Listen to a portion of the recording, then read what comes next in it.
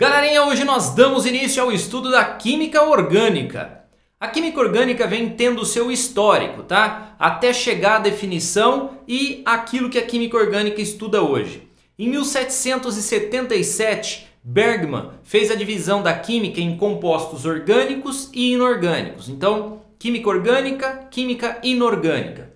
Os compostos orgânicos seriam aqueles vindos de seres vivos e os inorgânicos do reino mineral, como por exemplo, do solo, da água, do ar, ok? Tranquilo? Então essa ficou sendo a definição aí de química orgânica e inorgânica. Aquilo que vem de ser vivo, orgânico. Aquilo que vem do reino mineral, inorgânico.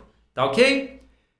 Aí, com base nisso, Berzelius propôs em 1807 a teoria da força vital, em que ele dizia que apenas organismos vivos poderiam gerar compostos orgânicos. Então, os organismos vivos tinham uma força superior, a vida, que permitia que fossem gerados, sintetizados os compostos orgânicos. E isso não seria possível no reino mineral. Tá joia? Em 1828, Wöhler faz a síntese da ureia. A partir de um composto conhecidamente inorgânico, isocianato de amônio, é gerada a ureia, que está presente nos seres vivos. Ou seja, um composto do reino mineral deu origem a um composto do reino orgânico, certo? Da parte orgânica. Então foi possível transformar um composto inorgânico num composto orgânico. Dessa forma, foi derrubada a teoria da força vital, porque em laboratório foi possível obter um composto orgânico. Tá ok?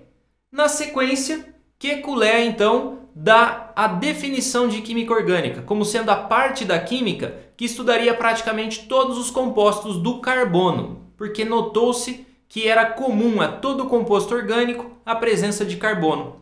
Tá ok? Existem os chamados compostos de transição, que serão estudados também lá na parte da química inorgânica, como o CO2, por exemplo, os carbonatos, que tem carbono. Tá ok? Tranquilo? Muito bem. A química orgânica é que vai nos auxiliar nos estudos de muitas coisas do nosso dia a dia, como por exemplo, as armas químicas que são utilizadas. Muitas delas têm compostos orgânicos, como o gás lacrimogênio, como o gás sarin e muitos outros gases que foram utilizados aí na Primeira Guerra e em atentados aí que a gente ouve falar na TV e dá uma lida nos jornais, tá? É a química orgânica também que estuda a parte que envolve as drogas, ok? Muito bem, Kekulé estudou muito a parte de química orgânica e propôs alguns postulados, sendo o primeiro deles que o carbono é tetravalente, ou seja, ele faz sempre 4 ligações, com uma única exceção, que seria o monóxido de carbono, presente, por exemplo, na fumaça do cigarro. É o único composto que não tem 4 ligações para o carbono. Essa aqui, ó, é a estruturinha do CO, do monóxido de carbono. Então você vê ali 3 ligações apenas. É a única exceção. Tá legal? Então, via de regra, o carbono faz 4 ligações. O carbono é tetravalente. Tá legal? Segundo o postulado dele, as 4 ligações são equivalentes. Digamos que nós tenhamos um composto com 4 ligações simples. As 4 ligações são equivalentes. Como assim? Vamos analisar o clorofórmio, por exemplo, CHCl3. Colocando lá o hidrogênio em cima, girando o hidrogênio para baixo, para o outro lado. Os quatro compostos são os mesmos, porque cada uma daquelas ligações é a mesma. Bastaria a gente girar o composto, eu teria exatamente o mesmo composto. 4 ligações equivalentes no caso de ligações simples. Tá joia? Muito bem.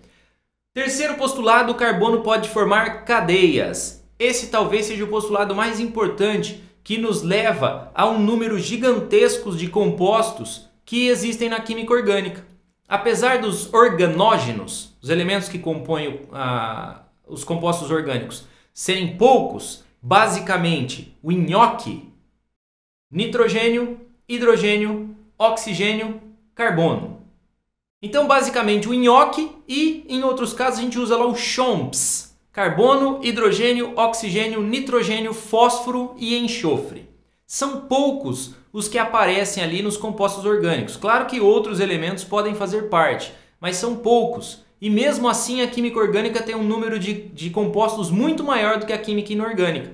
Tudo por conta do fato do carbono formar cadeias. Então um átomo de carbono pode se ligar a outro átomo, que se liga a outro átomo, que se liga a outro átomo, e nós teríamos a formação de uma cadeia. E o simples fato de eu trocar de posição uma dessas cadeiazinhas laterais faria com que eu tivesse um outro composto. Então, por conta disso, a gente tem um número gigantesco de compostos orgânicos. Tá legal? Aqui a gente teria um exemplo de uma cadeia formada por átomos de carbono. Joinha? Pelo fato deles poderem formar cadeias, é possível que a gente fale da classificação dos átomos de carbono, dependendo do número de átomos de carbono vizinhos que cada carbono tem. Se ele não tiver nenhum ou um, ele é chamado de carbono primário. O carbono secundário é aquele que tem 2 vizinhos. O terciário, 3 vizinhos. E o quaternário, 4 vizinhos. Tá legal? Então olha só, vamos analisar esse composto para a gente dar uma classificada nos carbonos, tá? Um exemplo, ok? Legal, vamos começar por esse CH3 aqui, ó. Quantos carbonos vizinhos ele tem? Apenas esse aqui. Então, por ter apenas um vizinho, eu diria que esse carbono é primário. Vamos analisar esse carbono aqui agora. Quem ele tem como vizinhos? O carbono da sua esquerda, o de cima, o de baixo e o da direita. Ou seja, ele tem 4 carbonos vizinhos. Nós diríamos então que ele é quaternário. Ok? Analisando o carbono do lado dele agora, esse carbono em rosa. Quem ele tem como vizinhos? O carbono da esquerda, o de cima e o de baixo. Note que a sua direita não é carbono, é um oxigênio. E eu só conto carbonos vizinhos. Então, por ter 3, ele é um carbono terciário. Ok? O próximo carbono do lado do oxigênio. Aquele carbono tem quantos vizinhos? O da sua direita e o de baixo. São 2 vizinhos. Consequentemente, ele é secundário, né? Muito bem, secundário. O próximo carbono, o da ponta. Aquele que está destacado em rosa agora. Quem ele tem como vizinho? Somente o carbono da sua esquerda. Então, ele é um carbono primário. Ok? Vamos ver esse carbono aqui de baixo agora. Quem ele tem como vizinhos? Somente o carbono de cima. Então, ele é um carbono primário. O carbono do lado aqui, ó. Quem ele tem como vizinho? Só o de cima. Ele também é primário. O carbono da pontinha aqui de baixo, ó. CH3, ali só o carbono de cima como vizinho. Só um carbono vizinho. Então ele é primário também. Vamos aqui no canto de cima agora, ó. CH3. Quem ele tem como vizinho? Somente o carbono aqui de baixo. Então ele é primário. Nesse CH2 aqui, quem ele tem como vizinhos? O de baixo e o de cima. São 2, portanto, secundário. O carbono da sua direita tem como vizinhos somente esse aqui, o da esquerda. Então nós teríamos primário também. Tá legal? É bem tranquilo, é bem facinho essa classificação. Joinha? Lembre-se de analisar somente carbonos vizinhos, ok?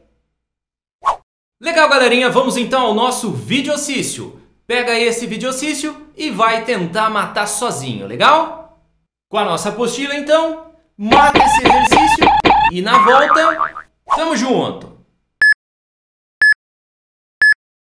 E agora, a resolução.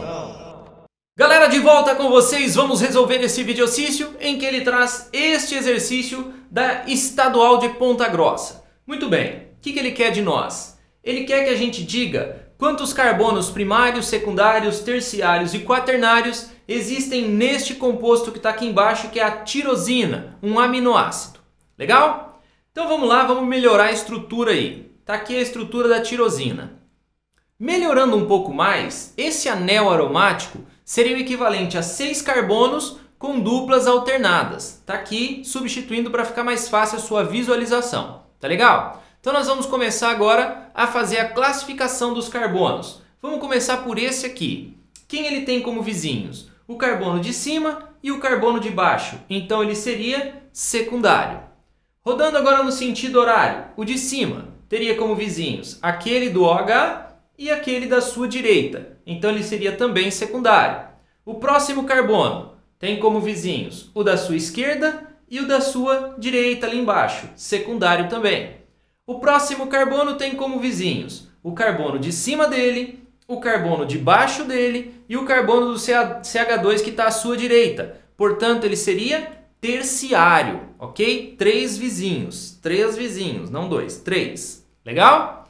O de baixo, secundário, porque ele só tem o que está à sua direita e o que está à sua esquerda. O próximo aqui, ele tem o da setinha, do OH, e o da sua direita, também é secundário. Tá legal? Continuando, agora vamos ao CH2. Quem ele tem como vizinhos? O carbono que está à sua esquerda e o carbono da sua direita. Tá? A partir desse carbono, nós temos 2 vizinhos. Ele é secundário.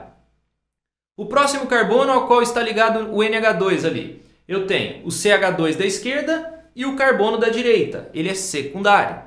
O carbono da pontinha. Quem ele tem como vizinhos? Somente o carbono da sua esquerda. Então ele é primário. Note que acima é oxigênio e abaixo é oxigênio. É primário. Ok? Então, esse é o número de carbonos primário, secundário e terciário que ele tem. Ele tem, portanto, 7 secundários, 1 terciário e 1 primário.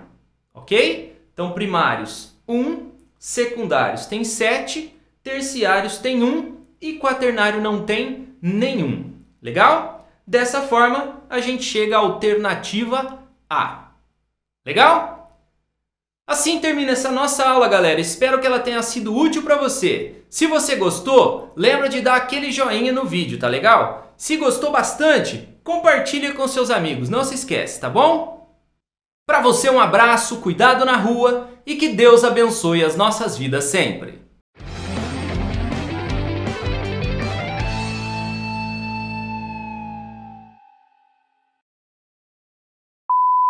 É a química orgânica também que estuda a parte que envolve as drogas. Cuidado, galera! Se afaste, não se envolva com as drogas. Pensa, quantos amigos envolvidos com droga que você conhece que são realmente felizes? Hã?